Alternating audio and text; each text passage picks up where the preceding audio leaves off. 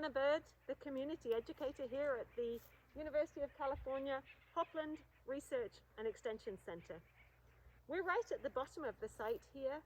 The site is 5,358 acres, and it's a site that allows people to come and do research on the different kinds of systems we have here, from the oak woodlands to the chaparral, including some of the agricultural research into things like the vineyard here and our sheep that live on site as well.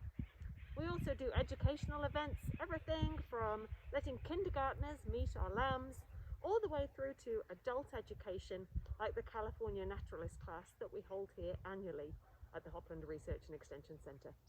So we're outside the Shippy Hall right now. This is the hall where we hold our California Naturalist classes and also the other school trips and events that we have here. One of the really great things about this hall is that it was designed to really fit in with the environment that it's here.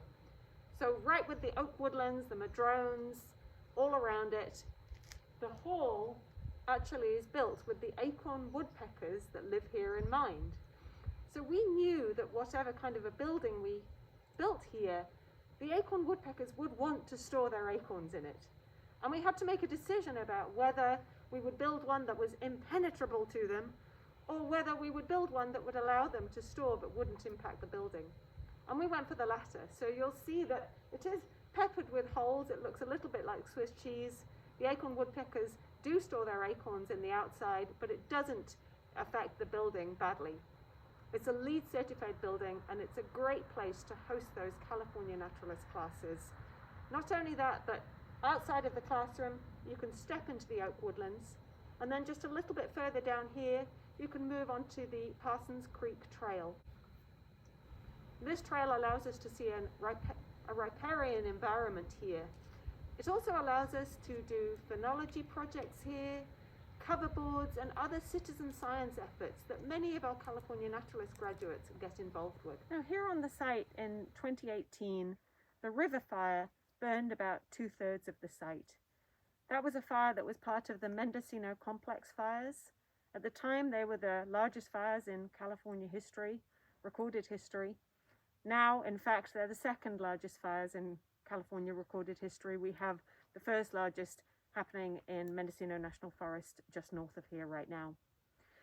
One of the things that was really important about that fire happening here on the site, luckily, all the staff, even the sheep, we managed to move to safe ground, but it did give us an opportunity afterwards to use the site to research more into the effects of fire on California landscapes, and also to educate about that.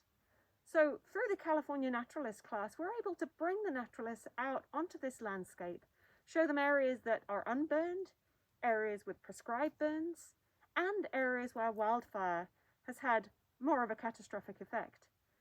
But the wonderful native species here on the site show us how they are adapted to wildfire, and this bay behind me is one example of that. This amazing California bay, which clearly was burnt out right down here at the base, but now you're seeing the resprouting happening from the base and even up on the trunk as well.